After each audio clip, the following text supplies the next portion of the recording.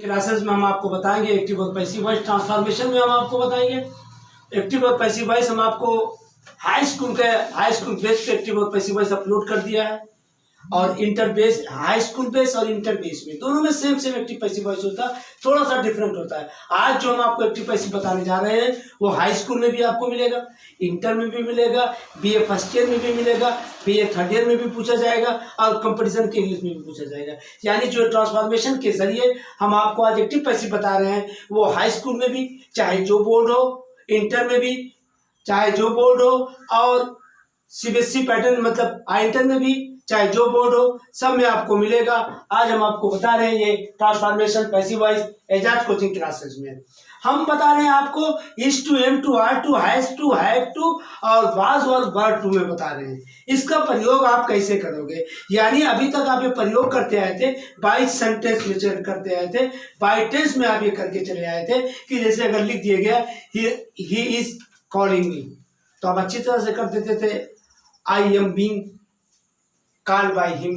तो जब हम आपको अब एक नए स्ट्रक्चर से आपको बता रहे हैं ट्रांसफॉर्मेशन पैसिव वॉइस है, यहाँ पे लिखा, अब आपको हम नियम बता रहे हैं। यदि active sentence subject plus am is are was were has had और had plus infinitive to plus verb की फर्स्ट फॉर्म प्लस ऑब्जेक्ट के स्ट्रक्चर पर आधारित है तो पैसिव वॉइस बनाने के लिए निम्नलिखित आधारित होगा। यानी पैसिव वॉइस बनाने के निम्नलिखित होंगे। यदि active voice subject plus is to, am to, are to, was to, were to, has to, have to, had to के स्ट्रक्चर पर आधारित होगा तो जब हम इसकी पैसिव वॉइस बनाएंगे तो पैसिव वॉइस बनाने के जो नियम होंगे उसका स्ट्रक्चर निम्नलिखित होगा।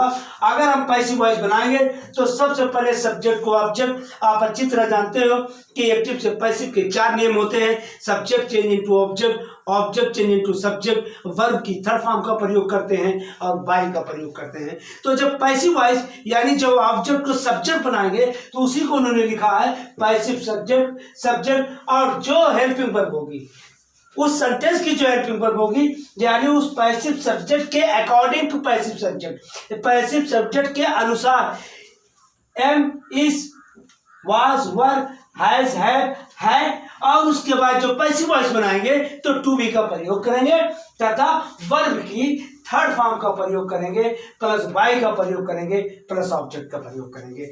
हम आपको स्ट्रक्चर पे बता दिया, हम आपको रूल पे समझाने की कोशिश करते हैं।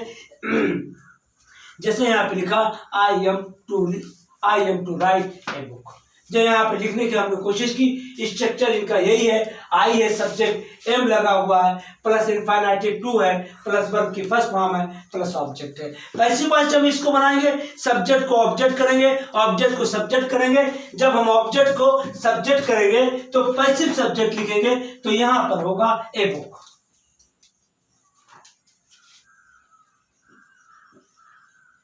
जब हमने यहाँ पे लिखा ए बुक तो अकॉर्डिंग टू द सब्जेक्ट यानी पैसिव सब्जेक्ट के अनुसार उस हेल्पिंग वर्ब का प्रयोग करेंगे तो ए बुक के साथ इस का प्रयोग होगा।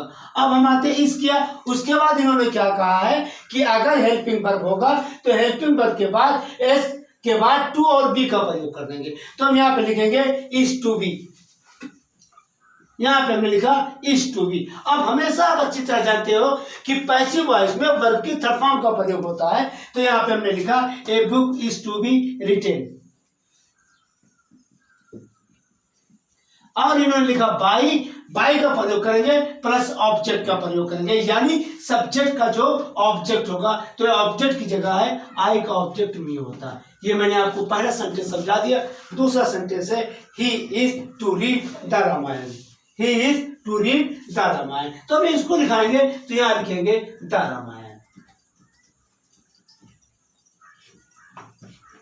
द रामायण एक वचन है, इज होगा और स्ट्रक्चर के अनुसार टू बी का प्रयोग कर देंगे तो यहाँ लिखेंगे टू और लिखेंगे बी। और रीड का तीनों फॉर्म आप अच्छी तरह जानते हो, यू बेटर नो कि रीड का तीनों फॉर्म रीड होता है तो यहाँ पे हमने लिखा रीड लिख दिया। बाई प्लस ऑब्जेक्ट, बाई ही है, ही का ऑब्जेक्ट ही होता है, ये मैंने आपको बता दिया। अब हम आपको तीसरा एग्जांपल देते हैं, example number 3। My wife was to buy a necklace. My wife was to buy a necklace. Subject structure के अनुसार से ऑब्जेक्ट को सब्जेक्ट करेंगे तो ए नेकलेस होगा।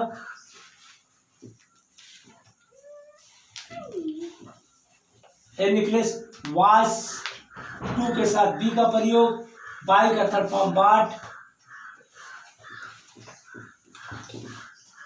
Bye my wife.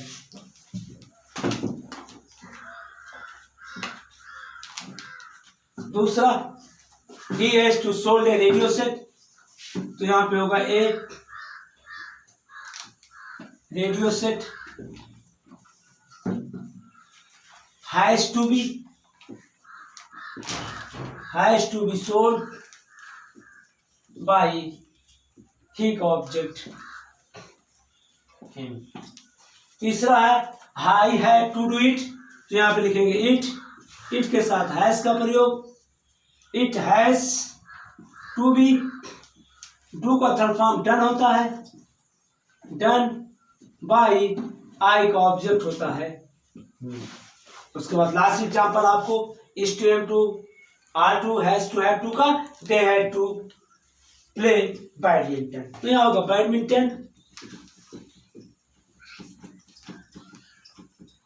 हैड है एक ही पास्ट परफेक्ट टेंस की सहायक क्रिया है, हैड ही होगा, had to be badminton, had to be play का थर्ड फॉर्म प्लेड होता है, बाय दे का ऑब्जेक्ट देम होता है।